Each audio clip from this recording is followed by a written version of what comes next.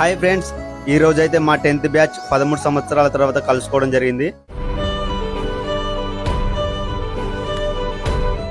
చాలా సంవత్సరాల తర్వాత కలుసుకున్నాం.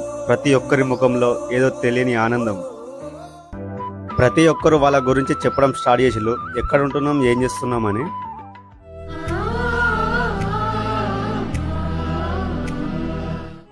ఈరోజు ఇలా మా 10th బ్యాచ్ అందరినీ కలపడానికి చాలా కష్టపడ్డ నా ఫ్రెండ్స్ నవీన్, హరీష్.